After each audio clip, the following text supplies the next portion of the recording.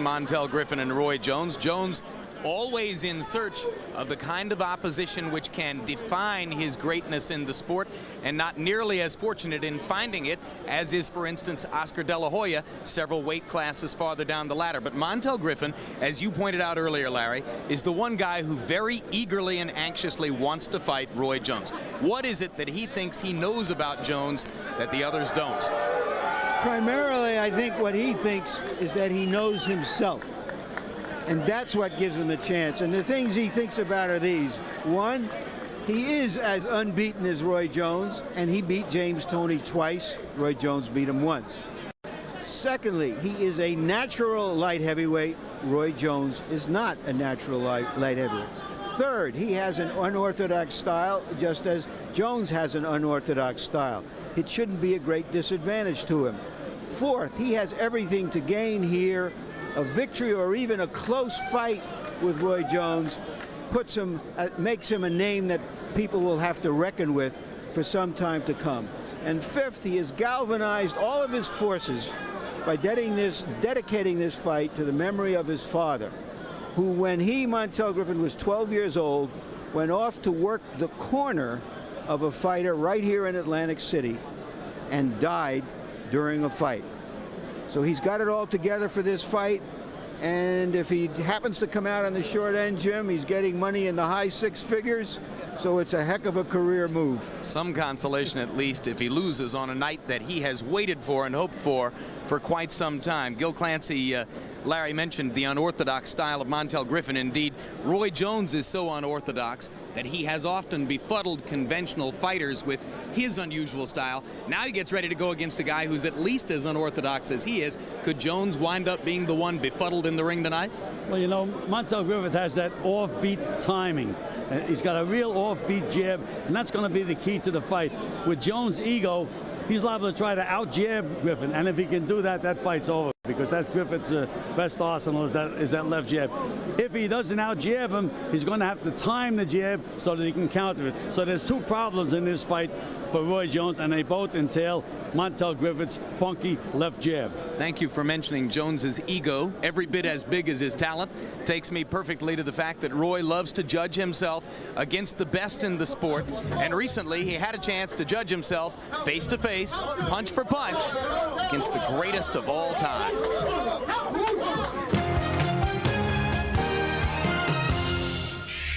1974, Ali Frazier 2. I watched that whole fight with my father, and it was like all I saw was the fact that he was outthinking this guy, outwitting this guy, outmaneuvering him, and beating him mainly with his brain. Roy Jones says that fight left an indelible mark on his life. Only 5 years old, and Roy Jones recognized Muhammad Ali's special talent. It was at that moment that he knew he would try to follow in his footsteps. For some reason, something just kept telling me, look, you don't know how to throw the punches, but you can do the rest of it. And I just knew for some reason that I could do exactly what he was doing. Like Ali, Jones mixes phenomenal hands, quick feet, lightning fast reflexes. And for Jones, any comparisons to Ali are the greatest compliment that he can receive. It lets you know that obviously the road you took was the right road, because it's so close that people compare you. Mr. Clay, Muhammad Ali, Mr. Muhammad Ali. But despite any boxing technique parallels that might be drawn, it is Ali's strength and conviction outside the ring that Jones believes has had the most impact on his life. So getting the opportunity to meet his idol was a moment he will always remember. I didn't know that he knew so much about me, you know, and that was a real shocker to me. And after I was around him a little bit, to find out that his mind still operates just almost as good as it was back when he was champion, really made me feel a lot better for him. It made me feel so good because he reminds me of the person that lives inside of me. I think every individual should have somewhat of a moral status that they live by, a moral quota that they reach. Last month, Roy Jones invited Muhammad Ali to his hometown of Pensacola to share the stage in front of 7,000 high school students. Standing side by side, the two spread their message. It's a very special and most important day to me. The message is basically, since we were all put here together, why can't we all just live in peace and harmony? Why fight? Why try to be bigger or better than other people? Why hate other people for some things they believe? And when the day was over, it was Roy who found out that even the greatest was impressed. The person that was basically responsible for getting you interested or getting you started in something, and the person who you admire for so long, and to have them turn around and say that they admire what you do, that means you have basically passed the course with flying colors. Because if I never do nothing else, at least Muhammad Ali knows who Roy Jones is, and he likes what he saw in Roy Jones. 23 years have passed now since that day when Jones first witnessed Ali's moves in the ring. Today, Roy Jones gets a chance to show Ali his own moves. It's evidence of a young man's dream come true.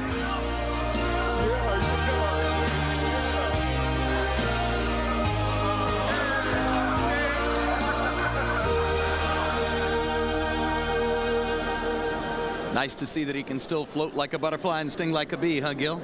I was impressed by the fact that he was throwing feints and then moving on those legs. Unbelievable. Some things never change. Larry, that's amazing footage, huh? Yeah, you would have thought it happened 10 years ago instead of a few weeks ago. Reminds me of a time years ago when I went to Preservation Hall in New Orleans, where they have the legendary jazz greats, and between numbers it looks like they're falling asleep or maybe they've even passed away.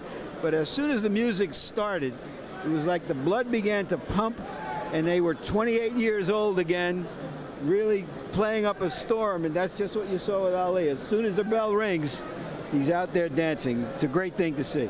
Thing of beauty is a joy forever. Tail of the tape now for Montell Griffin against Roy Jones. Light heavyweight championship fight. Griffin 2 years younger than Jones. Like Jones, Griffin believes he was robbed of a gold medal at the Olympic Games, as he was beaten by Torsten May of East Germany in a quarterfinal in 1992 at Barcelona, in a fight in which Griffin seemed to be getting the better of May. They both weighed in at 175. Jones with a 4-inch height advantage and a 5-inch reach advantage, if in fact those are advantages, because much of Griffin's style is devoted to turning his short stature into a plus rather than a minus. Punch stat numbers, Larry. Here's a look at how they fought the same opponent, James Toney, and you see that the numbers are remarkably identical in terms of how active they were and how many punches they landed. But in the power punch department, you see that Jones threw more and landed more, but that shortchanges Griffin a little because his jab is his best punch, and it's a more useful one usually than Jones's jab is. Rules of the bout with our unofficial ringside scorer, Harold Letterman. The Roy Jones Jr. Montell Griffin fight is scheduled for 12 rounds. There is no standing gate count, no 3 knockdown rule. Only the referee can stop the fight, and you cannot be saved by the bell at any round, including the 12th and final round. Jim. Thank you very much, Harold. Montell Griffin will enter the ring first. Griffin wearing white trunks with black trim in honor of the trunks that Muhammad Ali wore when he upset George Foreman in Zaire in 1974. And that was a big upset. George was supposed to be invincible at that time. The odds in Las Vegas opened as high as 17-1 on this fight. The last time we checked a couple of hours ago, they were down to 6-1. Roy Jones the favorite, of course. And the record for Montell Griffin, we've made a point of alerting you to the fact that he's just as unbeaten as Roy Jones. 26 wins, no losses, no draws, 18 KOs. He says, I don't want my 0 to go any more than he wants his to go away.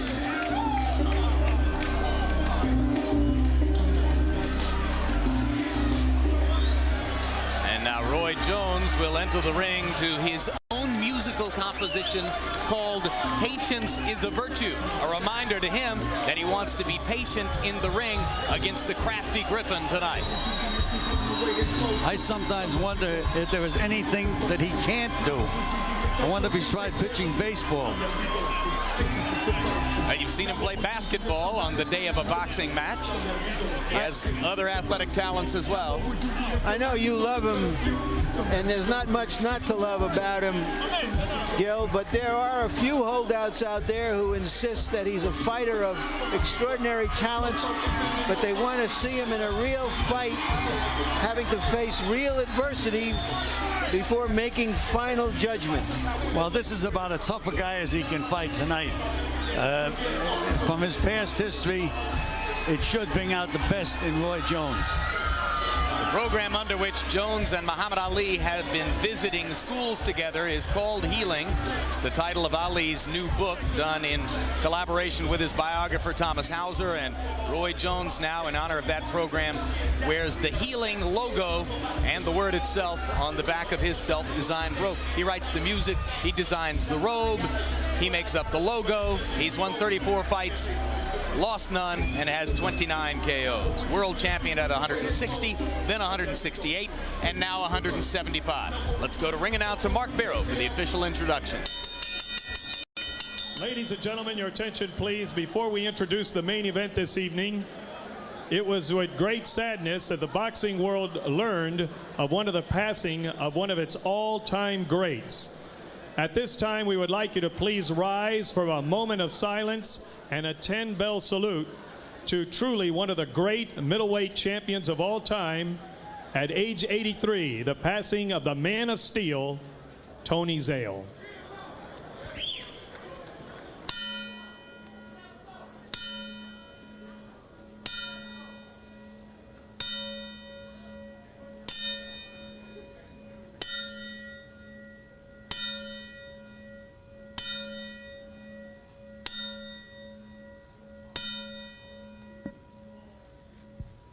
May he rest in peace.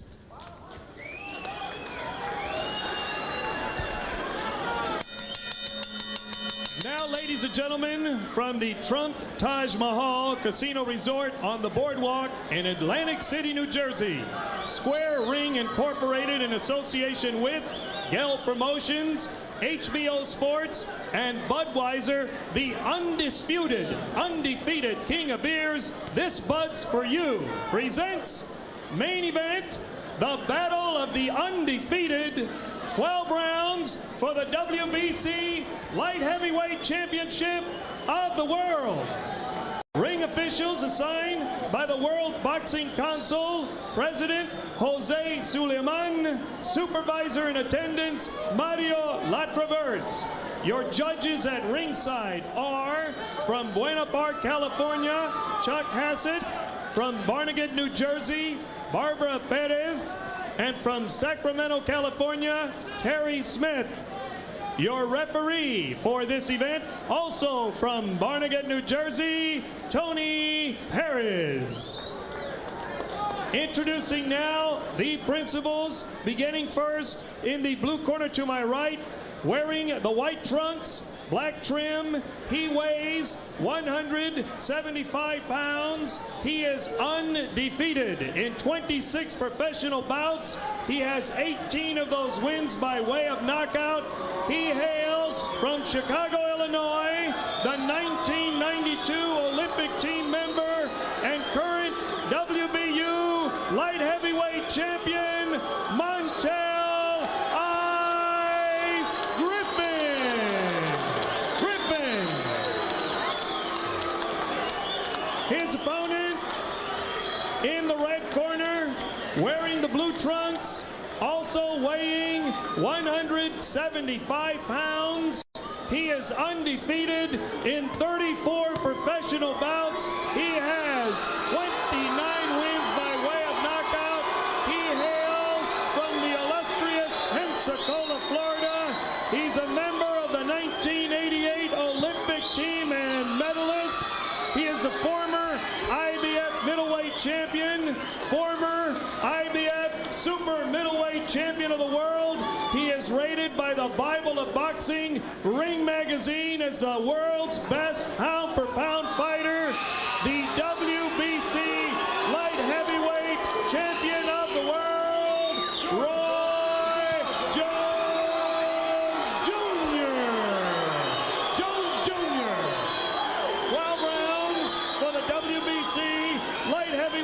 Championship of the World. John, you already got the instructions in the dressing room. I expect a good, clean fight. Two things you must remember: obey my commands, and most important, protect yourself at all times. Shake hands. Good luck to both of you. In summarizing Jones's style, Griffin said he don't want no problems. We're here to find out if Griffin can give him some problems. Well, I think that they, Eddie Futch, you know, trained McCallum for his fight, and McCallum's jab really bothered Roy. Just couldn't seem to get himself set, and I think that's what they're planning on doing tonight. Try to get Griffin to overuse that left jab, try to keep Roy off balance so he can't get set for those big punches. Round one begins.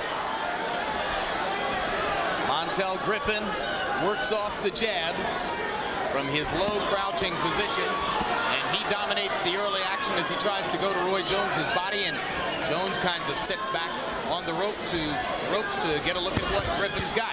Griffin with a hard right hand to the side of Jones's head. Roy Jones has not thrown a punch so far. Starts with a little left hook. Griffin slightly off balance as Jones attacks him with a left and a right. Hard right hand by Jones. Griffin shook it off and took it pretty well. And threw a good left hook counter. I thought that he was off balance in the earlier when he was stumbling around. He hadn't really been hurt. He'd been a little bit surprised, but that last punch hit him flush. Nothing happened. That amazed me, Larry, because any time early in a fight when Roy catches a guy, either they go or they look so surprised they don't know what hit them. But he is a natural light heavyweight. Yo, let's keep that in mind. Roy Jones is a natural middleweight. Griffin has never fought at any weight except light heavyweight. Montell iced Griffin with the name of his wife, Troy, on the left leg of his trunks, and his children, Montell II, son, daughter Berea, on the right leg of the trunks. And again, Griffin is carrying that left hand very, very low, and Roy Jones thought that he could take advantage of that by nailing him with right hands. And if you think that Roy is being too cautious in round one, remember, the rubric for the fight is patience is a virtue. He wants to get Montell Griffin going as a counterpuncher. He says, I want to lead a little bit, make Griffin counterpunch me, and then counter his counter. Well, that's always been Griffin's forte. Anytime he gets in an exchange, can be even, but he finishes it up with the left jab as he just did then. Jones allowing Griffin to attack him to the body, and Montell got in a couple of very good shots to the Jones ribcage.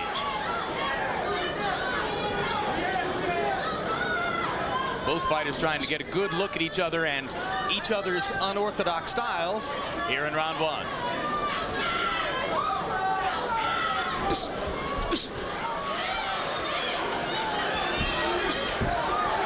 Griffin making Jones miss over the top. One of his strengths, being able to crouch, duck, slip, move his head at just the right moment to make the opponent miss.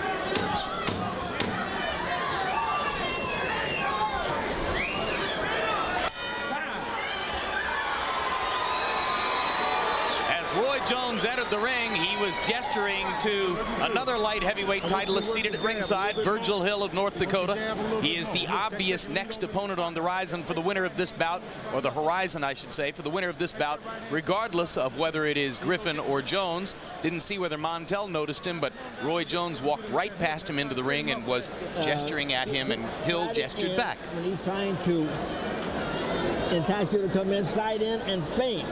Right. Keep feinting. Keep feinting. Get him against the ropes. Use those combinations that you're using. But when you come out, don't come out standing up straight.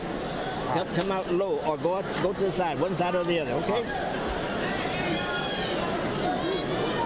All right. Another visitor here tonight, Evander Holyfield. Roy Jones with an uncharacteristically low punch output in round number one, as he took most of the round to try to feel out Griffin and his unusual unorthodox style. Griffin landed more punches in round one, and wait and see what happened on the scorecards. That Roy Jones left hook is like lightning. But his left jab is like a glass of water. Well, right now, again, Larry, he's jabbing short. He's not committing himself with that jab. Never know exactly what's in Jones's tactical mind as he goes into a bout. Well, we had mentioned that he might try to out-jab Griffin, but he is jabbing a lot, but he's not hitting anything. He's throwing an 18-inch jab against an opponent who's 36 inches away.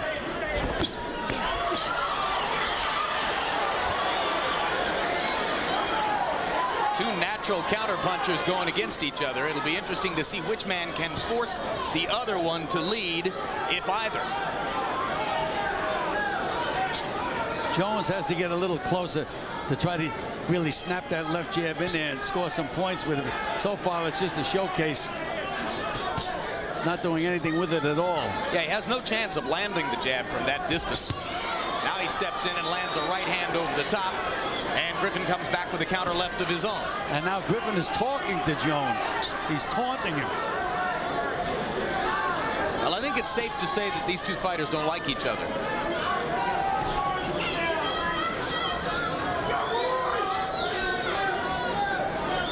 In fact, after the weigh-in yesterday, Roy Jones had his phone shut off and told his trainer, Alton Merkerson, don't try to reach me. I have an attitude.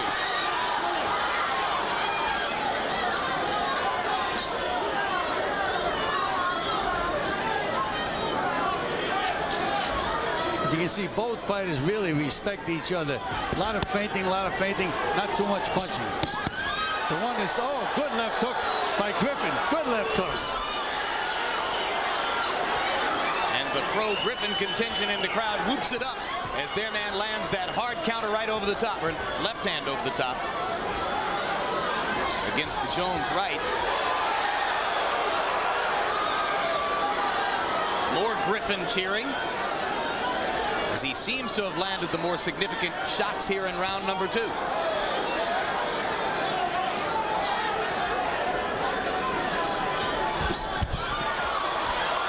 Quick left hook landed inside for Jones as he stepped in.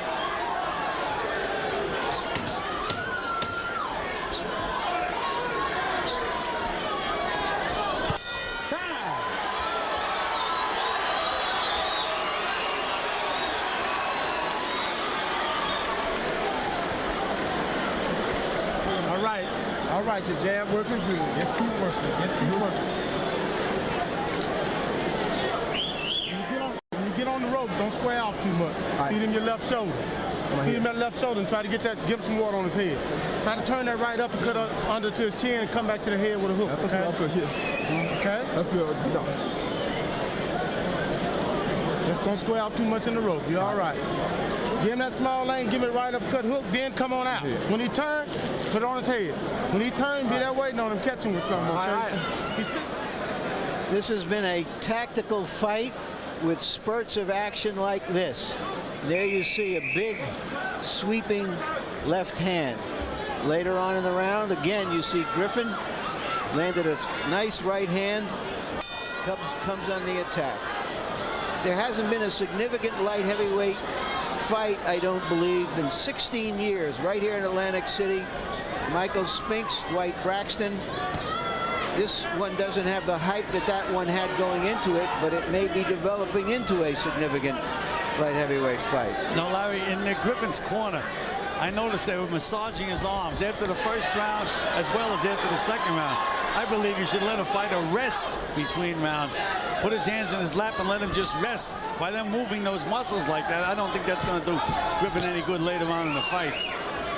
But by CompuBox numbers in the first 2 rounds, although Jones has thrown many more punches, 89 of them, Griffin has landed more, 29, landing at about a 50% rate. And it wouldn't shock me if somewhere in the house there's a scorecard that has Montell Griffin winning the first 2 rounds. Well, there's one right here. Big left hook by Griffin. Big left hook. Caught Jones with its chin up in the air. And you see Roy Jones flinching in the middle of the ring as Montell Griffin feints at him with the left. Griffin Griffin's people said Jones doesn't like to fight, and we're going to make him fight. Well, that certainly got Jones' attention, no question about that. And Griffin, ice on his trunks, and he's fighting like he has ice in his veins.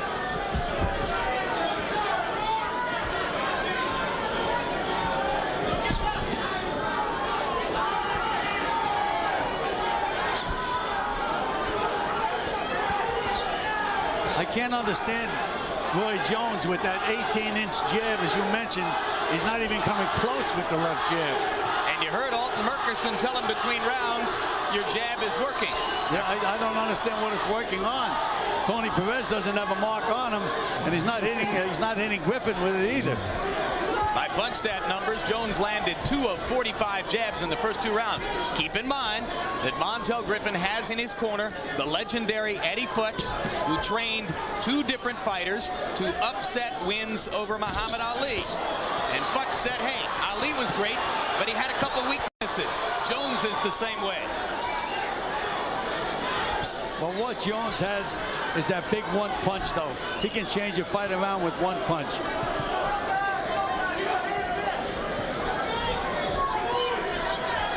Well, he's going to have to step closer to do that, Gil. He can't stay back at this distance and allow Montell to step in on him and dominate the action the way he has in the last couple of rounds and expect to do damage. No question about it. Jones, I don't know what kind of fight Jones is fighting. If he's waiting for the one big punch, he could be making a mistake. Griffin could be putting these rounds in the bank. Well, Griffin is giving Jones problems.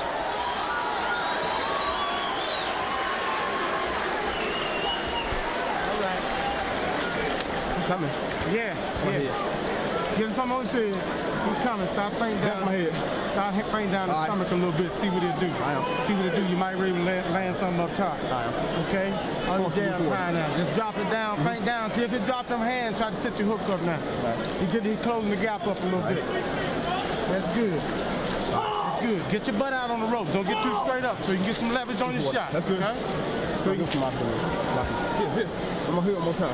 So you can get some leverage on the Once again, the significant punch landed in this round by Griffin.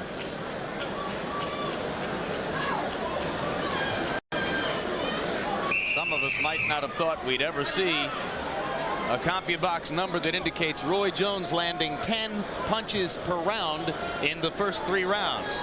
Anemic numbers for Jones against Montell Griffin.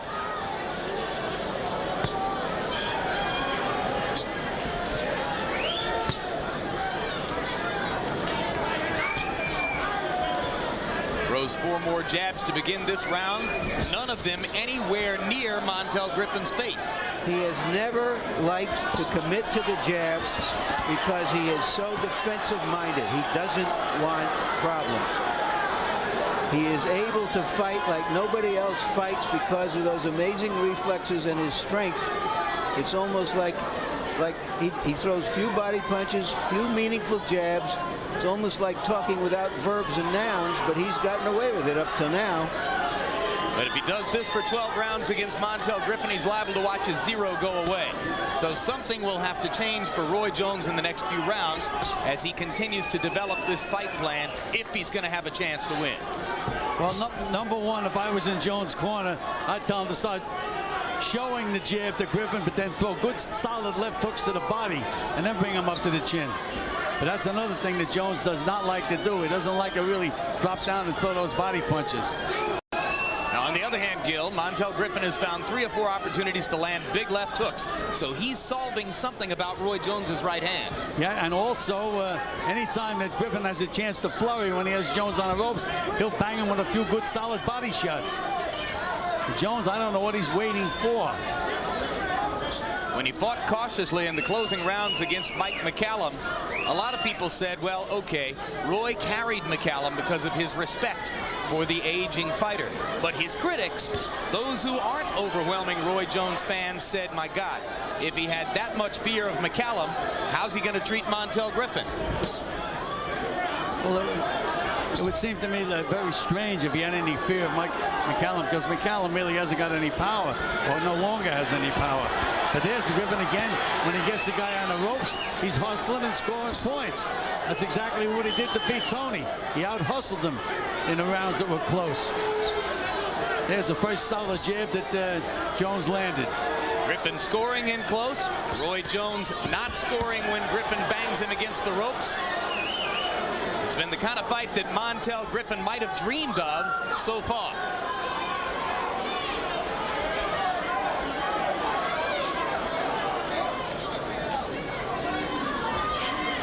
"20 seconds left in round 4, and no sign that Jones is going to open up and begin to shed this shell of caution anytime soon. Meanwhile, Montell Griffin gaining in confidence with each passing minute. And Griffin rakes Jones to the body again as round 4 comes to a close. Join us tomorrow night and next week for Sports on the Silver Screen here on HBO, an HBO sports special that features nearly 200 sports movies over the past 100 years of cinema. From Newt Rockney to Brian Song, The Babe Ruth Story, to Field of Dreams. Sports on the Silver Screen presents the most memorable moments in sports movie history. Saturday night at 6:30 p.m. Eastern and Pacific.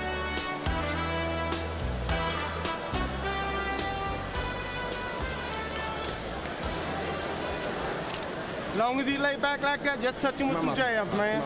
Just touch him. Bothered it, man. See what I'm saying? The feints bothered him. But if you step back, you give it up. Okay. You know what I'm saying? Just hold him, make him earn everything you get, and keep your right hand high in the process. Okay? Okay? Well, if you were with us at the beginning of the evening, you heard Roy Jones boast in our opening tease. "I've been playing with my bag of tricks, and Confucius says Griffin won't see 6. We're in round 5 now. Harold Letterman, how do you score it so far? Jim, 3 rounds to 1, 39-37, Montell Griffin. Jim, I gave Roy Jones the first round because he hit Montell with a right hand that made me go ouch. But after that, Montell's driving him into the ropes, landing those solid shots to the body, and really winning those rounds by out-punching Roy. I think Roy's throwing that short jab to sucker Montell into punching, and Roy can hit him with a counter right. But I'm surprised Roy doesn't step in and give him angles. That's what he's not doing.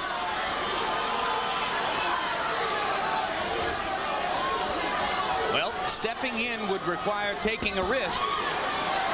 Jones begins to move forward just a little bit, but still with an attitude of caution. I don't know for how much longer patience can be a virtue, which is how he termed this fight, Roy Jones.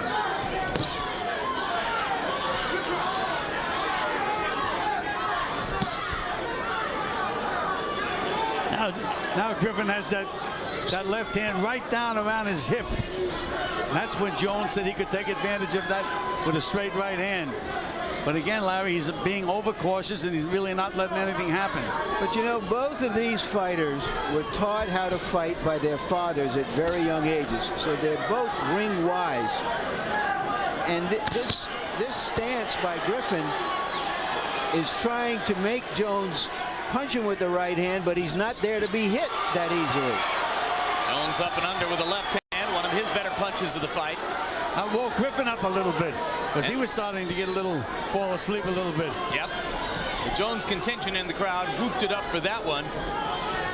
But the math of this is pretty simple for the supposedly unbeatable Roy Jones.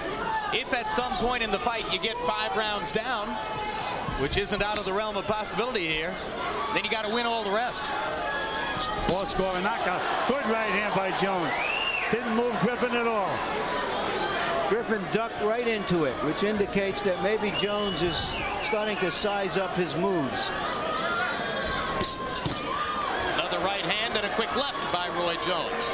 And a good counter by Griffin. Good left hook counter.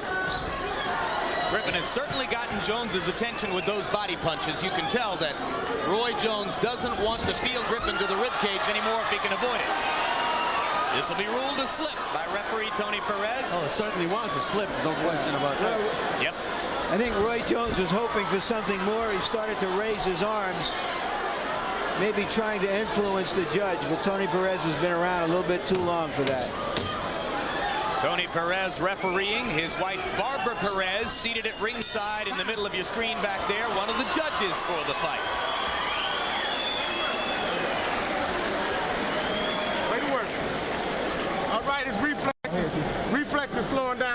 Now, you gonna be able to hit this turkey in a minute. No, he on my head, sir.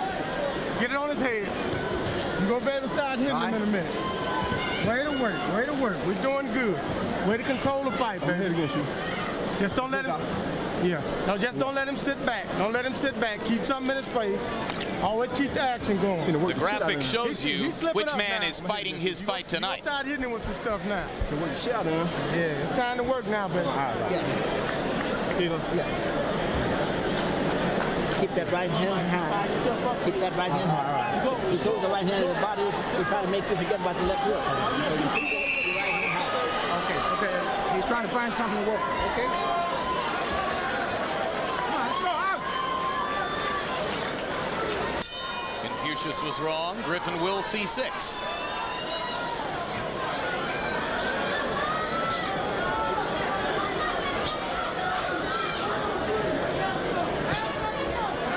Hot, humid night in here. Grand ballroom at the Trump Taj Mahal. Both fighters. Every time Jones stays against the ropes and allows Griffin to throw those body punches, it's scoring points for Griffin. Good left hook by Griffin. Jones nailed him, but Griffin nailed him right back. Out-punched him. Jones using some of the stuff that has dazzled previous opponents. Griffin eating it up right now.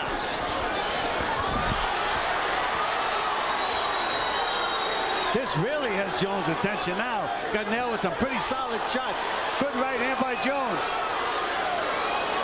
Jones starting to use the straight right hand lead a little bit more often as Griffin continues to work with that left hand held way down. Right now, Jones is starting to get a little wild, and Griffin is still composed.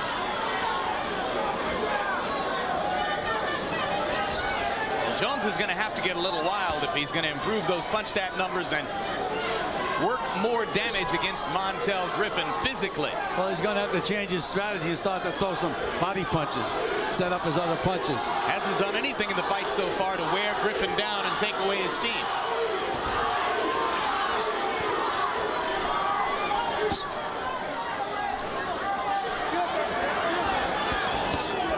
Griffin leaning on Jones against the ropes, working him to the body when he gets a chance. Jones getting pushed around physically in a way that he cannot enjoy.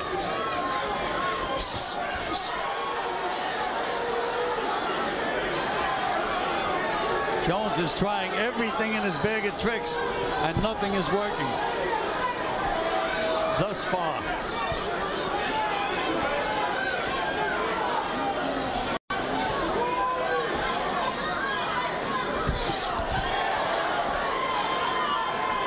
And as Montell said to us, hey, I grew up in the gym. I'm not going to be thrown off by any of his tricks. I've seen all that stuff since I was 5 years old. Not too many, though, have seen all the tricks that Roy Jones has. And he's a special talent. But what he's doing now, I don't know. Jones, with a blistering combination using his incomparable hand speed. Griffin backs out, waves his right hand, and goes back to work with the left. Jones leading with the right hand more and more frequently to take advantage of Griffin's low left. Another right hand lead, just missed. This figured to be a tactical fight, but a real fight is breaking out. Absolutely. That's what I'm talking about right there. Wait, right here, baby. Give some water. That's my head. All right, just take deep breath. Just keep doing. Keep it like that round. Keep it like that round. That's beautiful. Way to turn him. Way to turn him when you hit him. He's trying the same thing. Round 6, the best so far for Roy Jones, but here's a look at some of the damage that Montell Griffin has been able to do during the fight. Throughout the early rounds, Jones backing up into the corners, allowing Montell Griffin to go at his body and often to land left-hand counter shots upstairs. And then Jones having to take more and more chances as the fight progressed to try to get inside and turn some of the tide against Montell Griffin. But so far, it's been like a dream for Montell, who's had much the best of it against the unbeaten Roy Jones.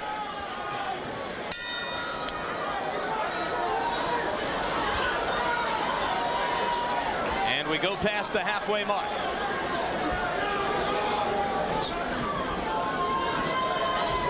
I can't understand Jones. I still can't understand that jab. Not only he's not reaching Griffin, but he's jumping back when he throws it. Gil, I don't think he's ever been an exponent of the jab because he's always looking to play defense. Jones looking down and winking at Harold Letterman and talking to Larry Merchant as he tries to work against Griffin while Griffin leans in on it. Well, he better start winking at Griffin. Good left hook by Jones. Right hand and a left by Jones.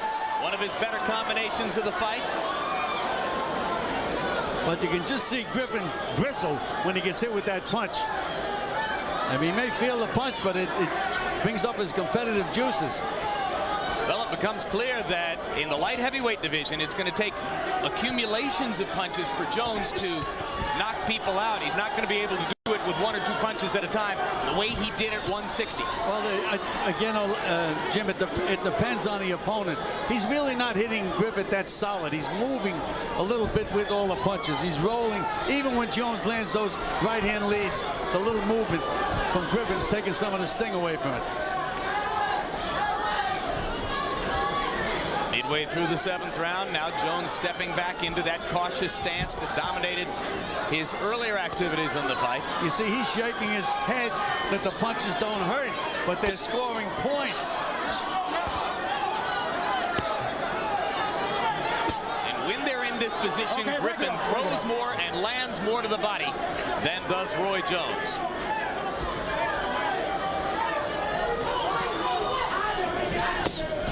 There's where he should be throwing that left hook.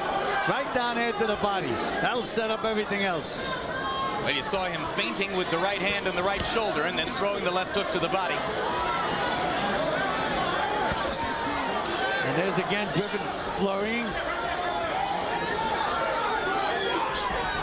Griffin's robe wore the inscription, "Shock the World." His white trunks with black trim. And there's a knockdown. Quick left hook inside. Second time in his career Griffin's been down. He wanted it called a slip.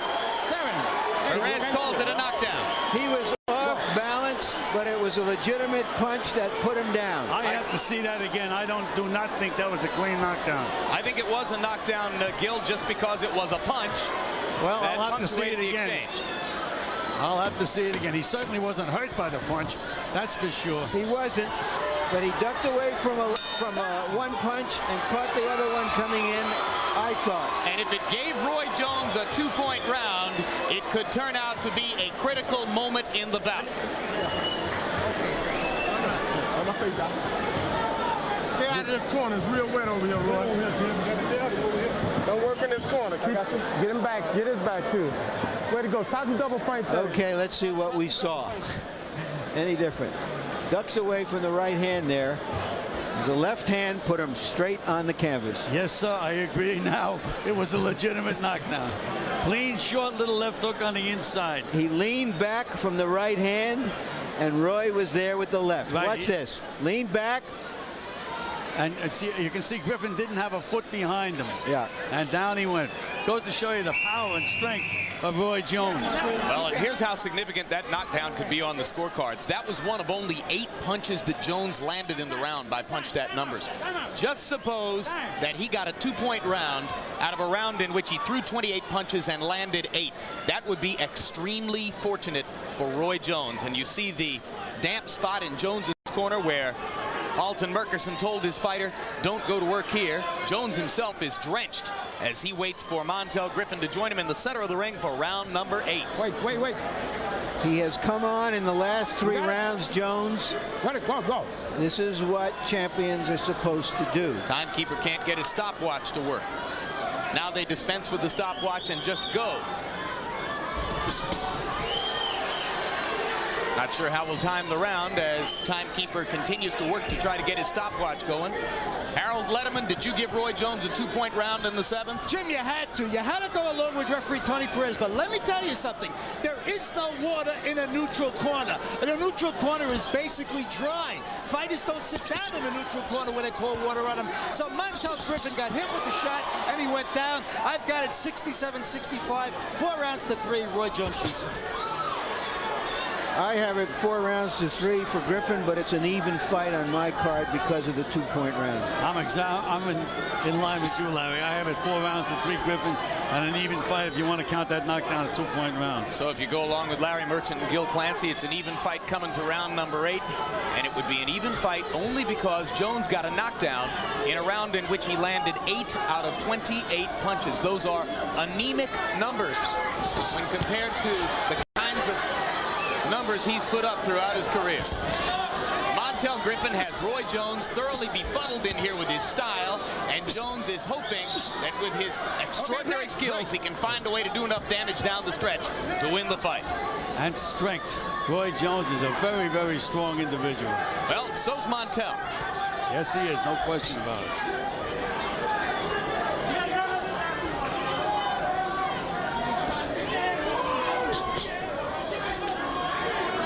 James Toney clearly underestimated Montell Griffin in their first fight. Good stiff jab by Montell Griffin. Roy Jones fires a right across the top and then immediately covers up, and Montell Griffin bashes him with a counter left. But also Montell Griffin moved Jones with his shoulder first, which was a foul. And then he nailed him. Really nailed him.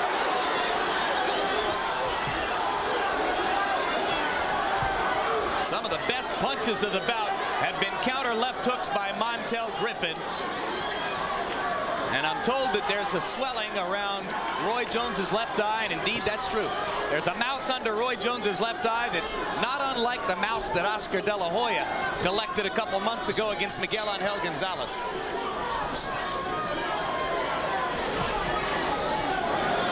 This is where Montell Griffin scores his points. Yep. When Jones backs up into the corners, Griffin just rakes him to the body. There's another good left to the body there by Montell Griffin. Griffin takes a close look at Jones's swelling eye and warms to the task as he tries to focus on that target. Good left hook. Okay, time. This is, beyond any doubt, the most competitive fight Roy Jones has ever been in as a professional. If I was in Roy Jones' corner right now, Don't give it up. I'd use an expression I used to use with my fighters. I'd say, Roy, the ropes are hot. If your back touches the ropes, get off them immediately, because that's when he's giving rounds away. When he stays against those ropes and he allows Montell Griffin to punch. Knock this trick out, though. The damage. There's the to Roy's shoulder. eye. There, did you see that shoulder that Griffin used to move him and then nail him with that punch? That's a foul. Watch it again. Watch that. There's the shoulder. It was like with almost with a forearm, I thought, that he pushed him off. But it's a very clever maneuver, one that only a kid that spent a good part of his life in the gym would know about. That's correct. Punch stat numbers through 8 rounds tell a tale of a brewing upset by Montell Griffin. He's landed 130 punches to 92 for Jones. He's landed at a 47% rate to 28 for Jones. He's landed 61% of his power shots, many of them to the body. How much does Roy Jones have left as Griffin goes to his body one more time? And again, Jones doesn't even try to counter.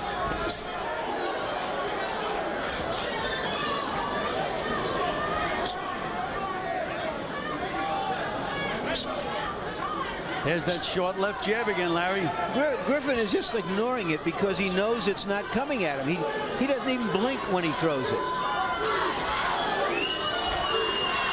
It's like shooting a blank cap pistol. Jones nailed him pretty good that time. Jones nailed him with a good left hook again.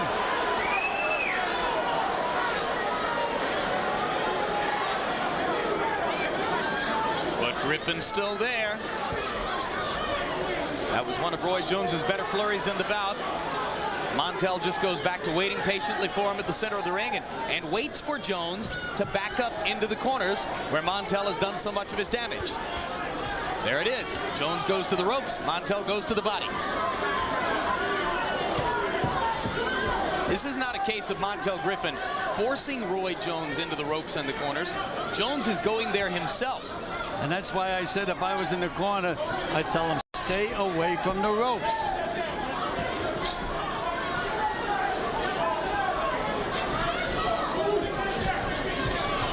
Gil, to the average fan, it doesn't sound like much when a fighter moves up from, say, 168 pounds to 175. Can it, in fact, be a world of difference? Oh, there's no question about it. Look at Roberto Duran, who's one of the greatest lightweights. Big right hand by Jones. Big right hand. And Griffin is hurt. No question about it. Griffin is hurt. Jones looking to finish. Griffin wobbling a little bit. Jones comes in and lands the right hand lead again. And a couple of left hooks. And Griffin's knee goes down. And Jones lands 2 punches after Griffin's knee was on the canvas. And now Griffin slopes forward. And Tony Perez starts the count. That was a foul. I don't know He's if not Perez getting up. will call it. Question about it. 2 punches while he was down. Not 1, 2. And the doctors are in there with Montell Griffin, who took those 2 blows with his knees on the canvas. And that was the difference between a knockdown and a knockout, or so it appeared from here.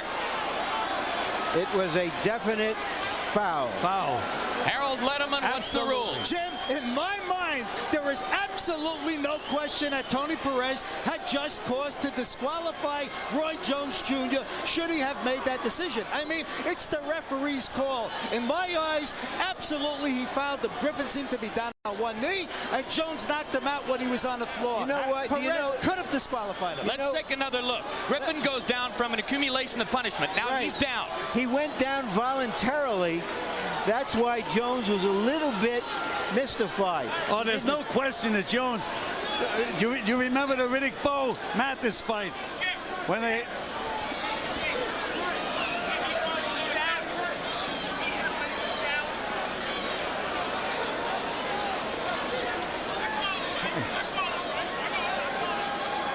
All right, here's another look one more time at the finishing flurry. This was very, very flagrant, no question about it. Very flagrant.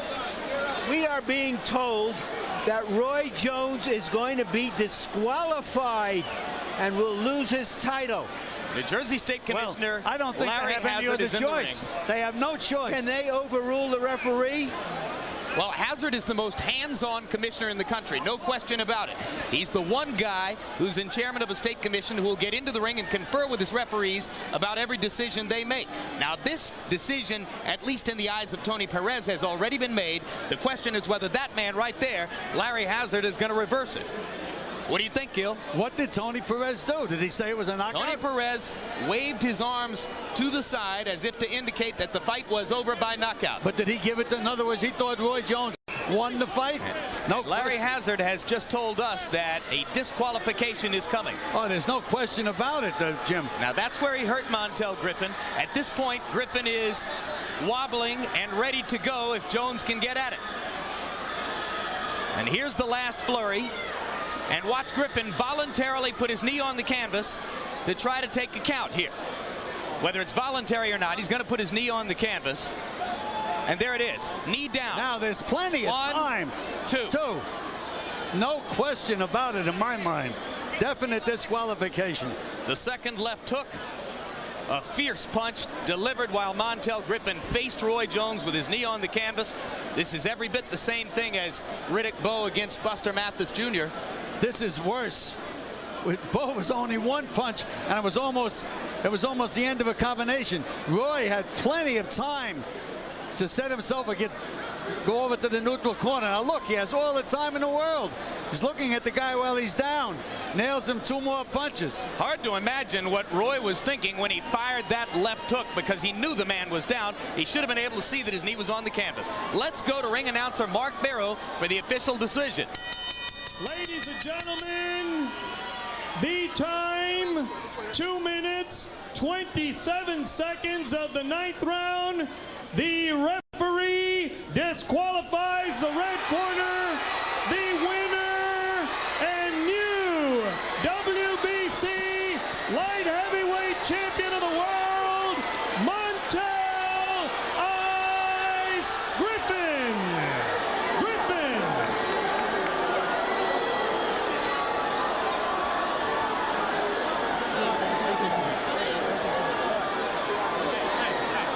Well, you can see the conversation taking place there between Jones and Griffin.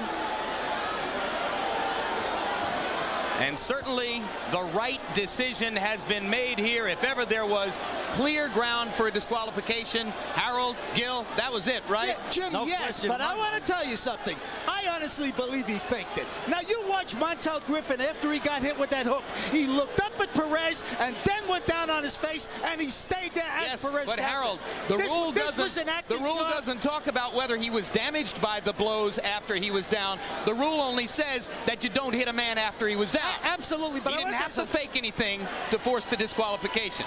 Did he, Harold? No. Okay, let's go to Larry Merchant. All right, thank you, Jim. Roy, can you tell us what you think happened on the knockdown, knockout disqualification? I'm going to tell you exactly what happened. The referee told me before the fight that it's no standing 8 count. So I hit him. I knew he was weak. He was going down.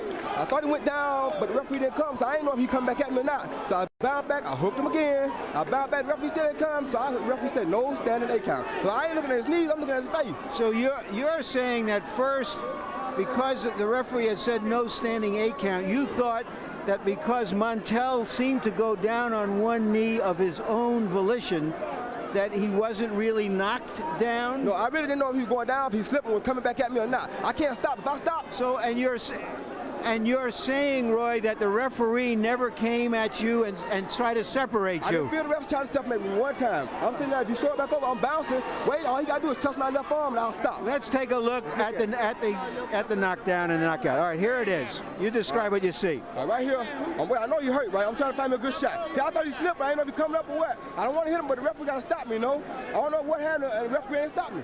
You know, and I know he's down, but I don't know if he's down, if he's low or what. I'm just trying to finish the fight. The momentum is going. I feel like it's a good fight. I want to capture, and, you know, I'm at him. All right, let me add this then. Are you suggesting that because Griffin is a guy who fights low, who ducks down a lot, that you weren't sure that he was knocked down? I didn't know if he down. If he come up off one knee and hit me and knock me out, the referee gonna count me out. So the referee said no standing 8 count, so I got to try to put him on his back. That's why I consider down. I know he went to his knee, but I didn't know if he was on his knee for sure or what. I ain't got time to stop and say, well, let me look and see if he's on his knee.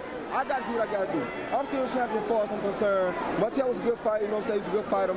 I can beat the kid. He cannot beat me. Everybody see that. I mean, they want to disqualify me to take my title. That's fine. You know, I can deal with it. I got stole. Gold medal got stolen from me. I don't mind. You know? Up until the last few rounds, he was giving you a lot of trouble, and you came on. He's a counterpuncher. A short counterpuncher gonna give you trouble. But I know I had him. I know I had him weak. I had him out of it. I said, yeah, now I got him. I caught him with the right hand. Boom, there he is. I know I got him. Well, Did you get overeager, Roy, because of all the frustration you were having with him? Not necessarily the frustration. I was eager because I want a good, exciting knockout. I want to get me a knockout. You know what I'm saying? Hey, but don't worry about that. Don't worry about that. I mean, if you want a rematch, you can get a rematch. If you don't, I can't make a fight. I don't cover spill milk. I'll fought a good fight. I didn't lose. Nobody ain't beat me yet. Disqualification, I can take that. Ain't nobody gonna beat me.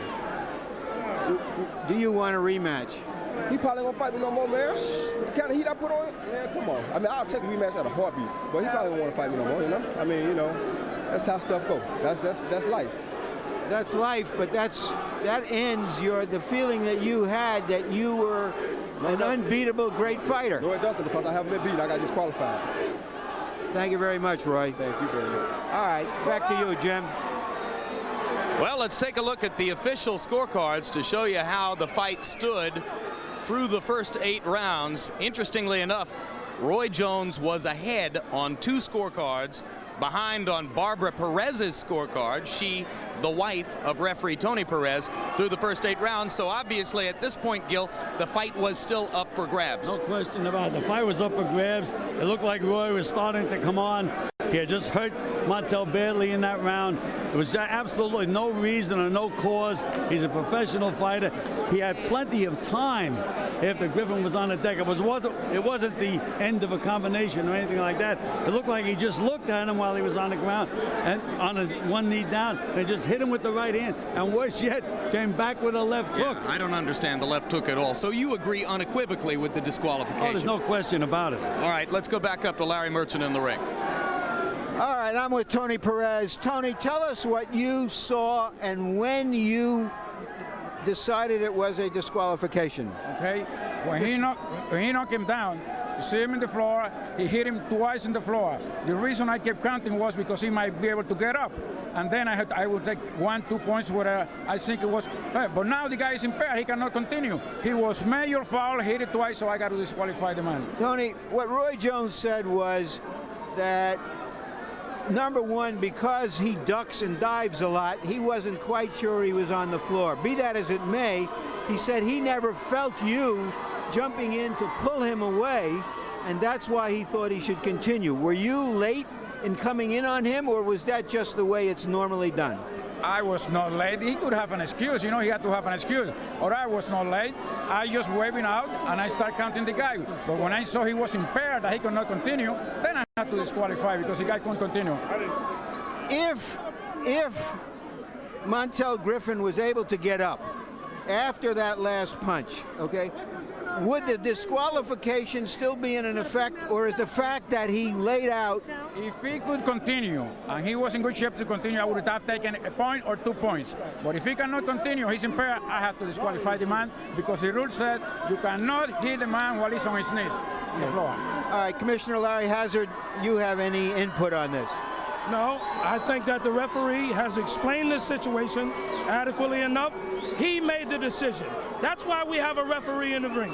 You know, if this was a decision that the referee made, if the referee, what he said was wrong, then prove him to be wrong, and then that's when I will come in with some type of decision. I have to accept the referee's decision here. The man was on the canvas. He got hit while he was down. The rules say you cannot hit a fighter when he's down. Thank you very much, Larry. And you too, Tony. And in a moment, Jim, we'll have the winner and new champion. Montell Griffin. Well, you've been waiting for something interesting to happen in Roy Jones's career, and certainly it just happened. Now, leaving aside the subject of the disqualification, Griffin exposed Jones in a lot of different ways in there tonight. No question about it. Again, as the judges said, it was a fairly even fight, but I thought, again, Roy had just nailed him and maybe would have come on and won the fight, but Griffin certainly exposed the fact that Jones just isn't busy enough, doesn't set up his combinations. He just looks for those quick reflexes and that great punching power. And against a good, solid fighter, he can be outpointed. I think Larry's ready with Montell Griffin now. All right, thank you very much, fellas. And now we have the winner and new champion by disqualification with his wife. You tell us how you remember that what happened in that last sequence and what you will see on the tape as we replay it, Montell. I just feel like this. I took the fight to him. I thought I was landing good shots. I was making a miss and everything. He caught me with a nice little shot in the back of the head. I got a little dizzy at the end. I mean, after he caught me, I got a little dizzy. So my head was clear. I just took one knee so I could just get my head together. You say he still wasn't hitting me. So you went down deliberately. Right. You could look. See, I took one knee on purpose right here. So I'm waiting for the referee to start counting, and he hit me. All right. Now you had a delayed reaction there, and what the referee said was, if you had been able to continue to fight, that he would have penalized Roy Jones, but the fight would have gone on. Well, that's fine. Were you good? Were you acting at the end, or were you really hurt? I mean, I went down on one knee to take the 8 count. Right. He hit me when I was down. I didn't see it. So anything can happen to anybody getting hit when they don't see the punch. I mean. But you were hurt then, you're saying? We're looking at the fight right now. I'm moving. I take one knee on purpose. I look up and he hits me without me seeing it right there. I'm looking at the referee ready to take the 8 count. And he kind of caught me a little bit. I got a little woozy, and I fell down. So that delay fall to the canvas was the effect of that blow hurting you, and you could not continue? Well, I was dizzy from the first punch in the back of the head. That's why I took a step back, took the knee. When I look up to see, ready for the referee to count, I get hit. Anybody gonna get hurt if they get hit when they're punched they don't see. So I don't feel. I mean, I didn't want to win it this way. I wanted to win it with decision. I thought I was taking it to him. I was making a miss. I was catching with a jab. His face was all swollen up. And I thought I was winning fair square. Are you willing to give him a rematch? Well, we'll sit down and do whatever. I want Virgil Hill, but if we have to get a rematch, we'll get a rematch. Do you know that, or you wouldn't know, but I'll report it to you, that you were just barely losing on a split decision up to that point, although if that round would have counted, you would have been behind. How do you feel about that? I thought I was winning the fight. I was making a miss. He caught me with a couple of shots during the fight, but it wasn't nothing hard. The first knockdown was a slip. There was no way he hit me. The second knockdown, he caught me. I could have stayed up if I wanted to. My head was all right. I went down on one knee just to show you that my head was all right, just to take the 8-second count. But I knew I was going to have to pull off the last 2 or 3 rounds. And I'm sitting down, and the man hit me for no reason. You know what I'm saying? Why would he hit me? You see, I got one knee on the ground. Just clarify this for me. Will you give Roy Jones a rematch? We'll see. We'll see. We'll sit down. I ain't in a position right now to tell you. I want Virgil Hill, but we'll sit down and talk about it. See what happens. This for my father, Clarence Griffin, Lil Montell and Bria at home. Mama, I'm all right. Everybody call my mother, tell my mama I'm all right. I got hit with a punch I ain't see. And you didn't lose your zero. No, I didn't lose my zero, and I still got my pretty white tour right here with me. Thank you very much. Jim? Montell Griffin and Roy Jones enter the ring, both unbeaten, 60 fights between them, and the man who loses his zero is Jones as the result of the disqualification. Jones said in his post-fight interview that he doubts Griffin will give him a rematch. I don't know about that. I'm not sure that Griffin is scared of the guy. I think he probably will give him a rematch. What do you think? Well, I think it's going to be a matter of money, and Griffin is going to demand the large amount of money. If they can satisfy Griffin, he'll give him a rematch. He might make him wait while he first fights Virgil Hill. No, I don't think so. I think that if the money is right, I think that Griffin would give him a rematch. All right. And what do you see Jones doing differently in a second fight against Montell Griffin? Well, I don't know. If he listened to our criticism, he might try to use the jab a little bit more effectively and stop being so cautious and start punching a little more to the body. Gil, pleasure to be with you again tonight. Thanks very much for filling in for George Foreman again. Okay, my pleasure. Greatly appreciate it. Larry Merchant, another bizarre evening on HBO's World Championship Boxing. It ain't over till it's over. That's right. And sometimes you don't know if it's over even then. Going back to the two Galata disqualifications, this happening to Roy Jones, who has never ever shown any inclination to do something like this. I think that Griffin was giving him the most competitive fight he has ever experienced. And I think what happened there, as Roy Jones himself admitted, was that this was a response in some degree to his frustration over having to really fight harder than he expected to. Give Griffin credit. He's the one who frustrated Roy Jones. And what can you say after that? You can say, I hope we see a rematch at some point down the road, so all of this can be resolved between these two light heavyweights, while a third light heavyweight, Virgil Hill, waits in the wings. And just as Griffin is cagey in the ring, you can see that he's going to be very cagey about giving Roy Jones a rematch out of the ring. But I agree that that's where the big money, the most money he can make would be in a rematch. All right, well, we'll see what happens. Thanks again, Larry. And right now, let's turn our attention to another big boxing event taking place this weekend. Tomorrow night's pay-per-view extravaganza in Corpus Christi, Texas, which features the 130-pound battle between Gennaro Chiquinito Hernandez, challenging for the title held by the old professor Azuma Nelson of Ghana. And the two fighters join us now live from Corpus Christi, where they've been sitting and patiently waiting and watching what happened here in Atlantic City. First of all, let me ask both of you, do you agree with the disqualification here? Azuma, why don't you go first? Yes, I mean, the referee did the right thing to disqualify the fight, disqualify the champion. The guy went down, he shouldn't hit him, you know, but he hit him. And Gennaro, you agree with your opponent for tomorrow night about tonight's disqualification of Roy Jones? Yes, I do. I think that was unjustified what Roy Jones did. He saw that that he had his knee down, and there was no reason why he had to go out there and throw 2 or 3 more punches at him. Azuma, tomorrow night you take on Gennaro Hernandez, who at 5 feet 10 inches tall, maybe even a little bit taller than that, is one of the tallest guys, if not the tallest quality opponent you've ever been in the ring against. Without giving away too much to a man who's sitting right next to you, what are some of the things you must do in order to control the fight against a much taller opponent? Well, you know, when two fighters meet, like tall fighters like me and my challenger, you know, it's going to be a tough fight, but I've prepared for the fight, and I'm waiting for tomorrow to see what's going to happen. Almost 30 world championship fights now for you in your career. Can you honestly say that you're just as hungry for victory and championships and success as you were when you first started out so long ago? No. I mean, you see, I'm fighting to change people who don't believe in God, you know, because they said I'm old, and when they say I'm old, when I come, I knock them out, you know, and they don't know the reason why they're telling me I'm old, you know, so they doubting, they asking me, what am I eating? Is it the food I'm eating? What's my secret? I told them I have no secret. All my secret is God. Just let your heart be clean. Follow the truth, God, and everything that you do, you win, you be successful. Genaro Hernandez, after all of your great successes at 130 pounds, you moved up to 135 for the big money to fight Oscar De La Hoya. Looking back, was it a mistake to go 5 pounds away from your natural fighting weight? No, it was never a mistake. You know, I believe that, you know, a challenger who's going to fight and try to win another world title has to beat the best in their division, and I thought at that time Oscar was the best out there. So there's no regrets, you know. The only thing I can regret is the outcome, but, you know, I can't change that. I lost to a better fighter that night, and I wish him the best in his next fight.